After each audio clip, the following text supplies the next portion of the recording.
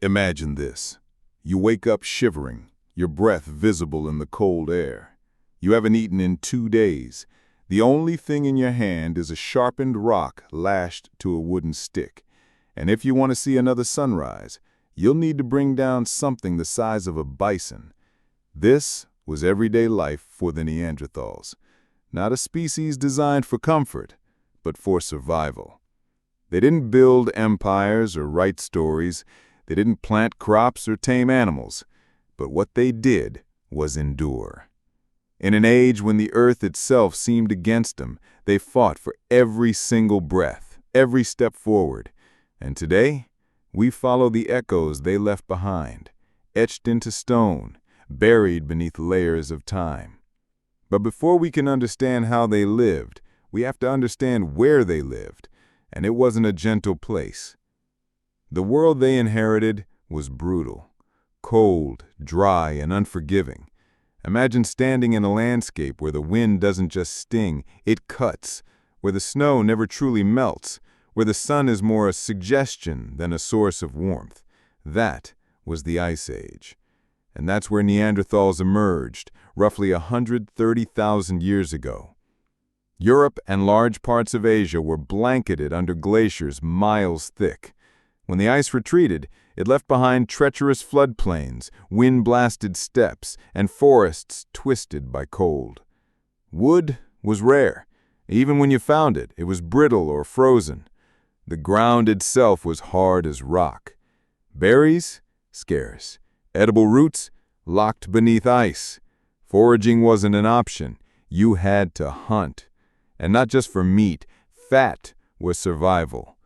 In this climate, fat meant warmth. Fat kept your organs from shutting down. Without it, your body would begin eating itself to keep your heart beating. But the animals they hunted, mammoths, wild horses, woolly rhinos, they didn't stick around. They moved with the seasons. And so the Neanderthals moved too. They didn't migrate for fun. They migrated or they died. Water, even though it surrounded them in the form of ice and snow, was a problem too. Rivers froze, springs disappeared, meltwater would come and go, sometimes brackish, sometimes drinkable, but never for long. When you found water, you used it fast, or it vanished. There were no guarantees in this world. Everything was temporary. Shelter, food, warmth, all of it could be gone by the next sunrise. And that's the world the Neanderthals were born into. A world where nature didn't forgive mistakes. A world that shaped their bodies, their tools, their minds. They weren't just surviving. They were becoming something different, something built for that cold. Neanderthals didn't look like us, and that was never the point. Their survival wasn't based on appearance, it was based on adaptation. On average, they stood about 5.5 feet tall, stocky and dense, thick ribs, wide hips, short limbs. Every inch of them built to hold in heat, to move through snow, to push through resistance. Their bones were heavier, their joints reinforced, their muscles naturally bulkier, not from training, from birth. Their lungs were likely bigger, their noses broader, shaped to warm air before it hit the lungs. Their skin was probably pale, tuned to absorb every shred of sunlight.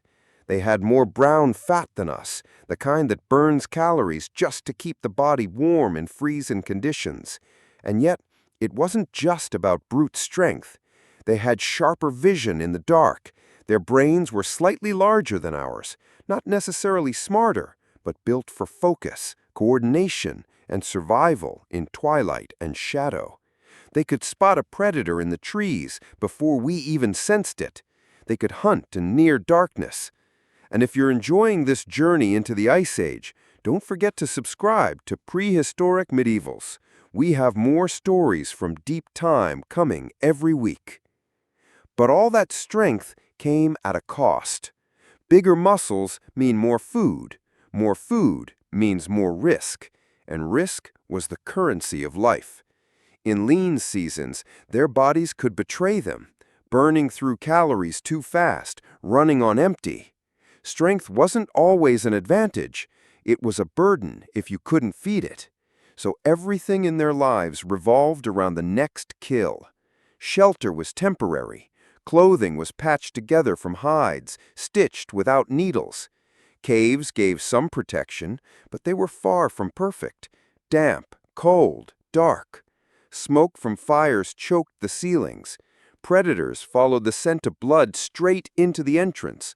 Wolves, bears, hyenas. Death was never far. So they built their own shelters, simple domes made from mammoth bones, hides, branches, and stone. Not permanent homes, but way stations, places to regroup, to get warm, to survive another day. Inside, the fire was the center of life, not just for heat, but for light, cooking, protection. Everything revolved around that flame. It had to be fed, tended, watched. They had no matches, just flint and pyrite. One mistake, one gust of wind, and that fire went out. And when it went out, people froze. The floor was lined with dry moss or fur. Stones or bones held down the structure. Flint chips littered the corners. Bones, ash, sometimes little ornaments, colored stones, pierced teeth, proof that even in a world of pure survival, they tried to make their space feel human. They marked it, owned it, even if just for a night. These shelters weren't cozy.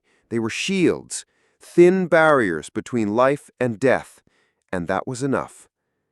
During the day, everything changed, because when the sun was up, even barely, survival meant movement. It meant hunting. Neanderthals didn't have bows or long-range weapons.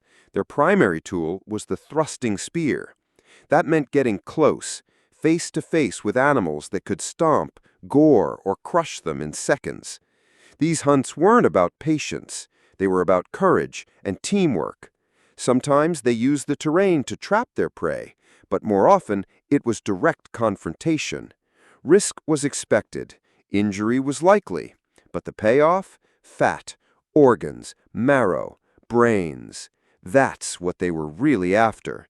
That's what gave them the calories to survive the cold. And when they made a kill, nothing went to waste. Bones were cracked for marrow. Tendons became string. Hides turned into clothing. Even hooves were boiled for glue. Because everything had a purpose, and everything had a cost. And sometimes, when the land gave them nothing, when the herds vanished and the ground was bare, they turned to the only resource left: each other. There are bones, burned and cracked, with cut marks that tell the story no one wants to believe. Cannibalism. Not out of ritual, not cruelty, just survival. One failed hunt could mean starvation. One lost fire could mean death. And in those moments, the line between human and animal disappeared. Because in a world like this, you didn't get to choose what was right. You only got to choose what kept you breathing. And that choice, horrifying as it is, reminds us just how fragile life was. If you want to hear how the Neanderthals used tools, healed from their injuries, and cared for each other in the face of overwhelming odds, then don't forget to hit subscribe. The second part of this story is coming next. You couldn't survive the Ice Age with just strength, and the Neanderthals didn't try to. Their world demanded more than muscle. It demanded ingenuity. Every tool they made was an extension of their survival. These weren't just rocks picked off the ground. They were shaped, refined, and passed down from one generation to the next.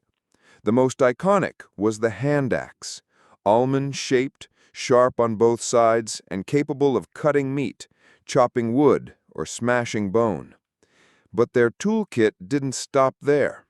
Scrapers for cleaning hides, awls for piercing holes, burnishers for smoothing surfaces, spears tipped with carefully knapped stone. Each had a purpose, each was made with precision, and each one carried the knowledge of those who came before. Flint was their material of choice, Strong, brittle, able to split into razor-sharp edges. But it wasn't found everywhere. Some groups traveled miles to reach it. Others traded, leaving behind trails of movement and connection that we're only just beginning to map. Attaching a stone tip to a shaft took more than force. It took craftsmanship. Resin, sinew, fiber bindings, all carefully prepared. Heat treating, grinding, shaping. It was a multi-step process. Not instinct, but learned behavior. Passed on in firelight, over years, by patient hands. This was knowledge you had to earn. And it mattered, because a good tool could mean the difference between food and starvation, between healing and infection, between life and death. They didn't have needles early on, but eventually they learned to pierce and stitch. Hides were turned into layered clothing, not decorative, functional. Warmth wasn't fashion, it was survival. And if you're finding this world as fascinating as we do, don't forget to subscribe to Prehistoric Medievals. We bring these lost histories to life every week. Fire was maybe their greatest tool. It wasn't just warmth, it was a guardian, a way to cook meat that might otherwise kill you, a way to ward off animals that wanted your kill, a flickering light in endless darkness. But fire didn't come easily. They had no flint strikers, no magnesium rods, just rock, patience, and skill. They likely used flint and pyrite to create sparks, catching them in dry tinder. And in wind, in rain, in snow, if they failed, they froze. Fire was never guaranteed. It was earned every time. And when it finally caught, it became the heartbeat of the group.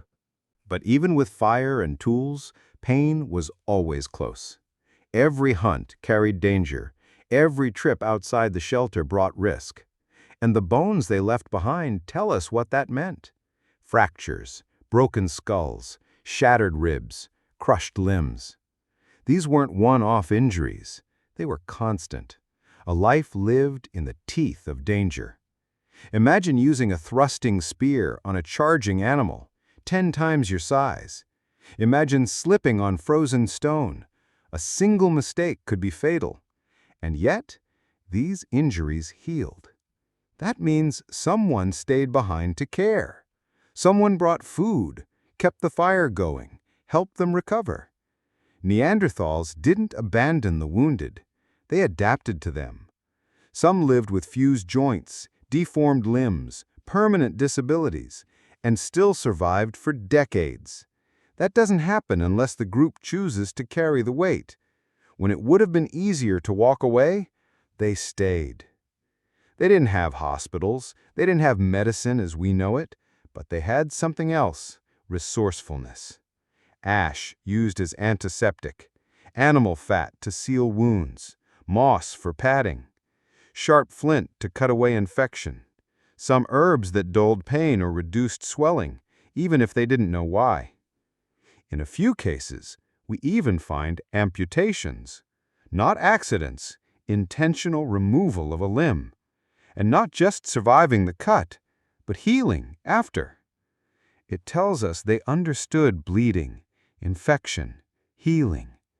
They weren't savages. They were survivors and healers, shaped by necessity. Pain didn't end with recovery. Many of them lived with arthritis, tooth abscesses, chronic fatigue. Pain wasn't rare. It was life. And still, they pressed on. Everything in their world required teamwork. No one survived alone, not even the strongest. From hunting to shelter to recovery, cooperation was essential. And the proof is in their bones. Elderly individuals with no teeth, others with crushed legs, people who couldn't walk, couldn't hunt, couldn't feed themselves, and yet they lived for years. That only happens when someone else sacrifices to keep them alive. These weren't acts of convenience, these were commitments. And not just to the injured. Children took years to learn the skills they needed. flint knapping, fire making, butchering. None of it was instinct. It had to be taught, step by step. That means they were patient. That means they had memory. Their social groups were small, 10 to 30 people. Every member mattered. If you lost one, the whole group suffered. That's why they protected each other, not just out of love, but because their survival depended on it. They likely communicated with a mix of sound, gestures, and simple language, not as complex as ours, maybe, but enough to teach, to warn, to lead. Even their burials tell us something.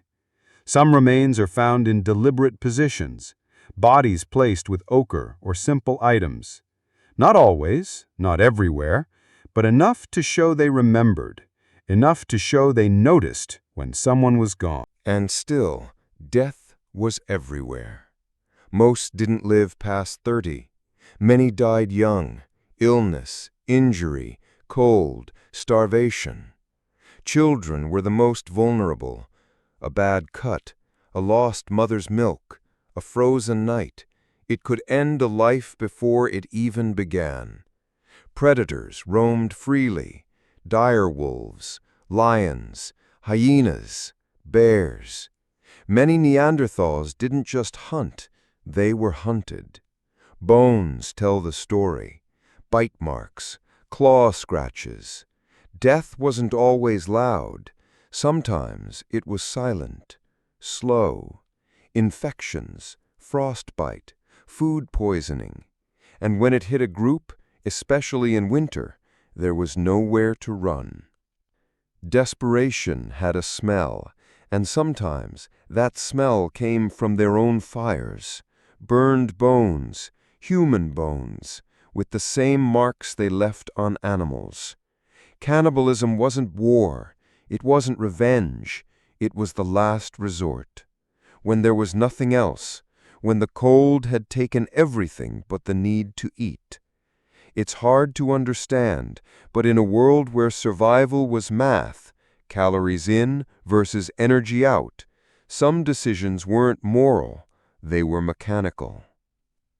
And then there were the others, Homo sapiens, us, arriving from Africa around 45,000 years ago, entering Neanderthal territory.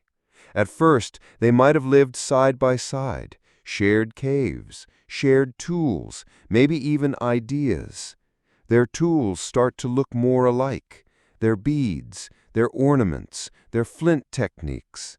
It wasn't just shared land, it was shared blood. Genetic studies prove it. Interbreeding happened. Today, almost every non-African human carries Neanderthal DNA, 1 to 2%. That might sound small, but it means they never truly disappeared. Still, it wasn't an equal meeting. Our ancestors arrived with better tools, better social systems, more flexibility. Neanderthals were already stretched thin, chasing prey, battling the cold, healing from wounds. And slowly the pressure grew. Not war, just change. Silent, slow, and final. Their numbers faded, their shelters emptied, their bones fell still, and the last of them, somewhere, sometime, looked out at a world that was no longer theirs. But even now, we carry pieces of them, in our genes, in our memories, in our fascination. They may have left no written words, no cities, no monuments, but they left something far more powerful. They left proof that life could endure the impossible, that in the darkest cold there was still fire. If you want more stories like this, hit subscribe. Prehistoric Medievals brings the ancient world back to life, one forgotten story at a time.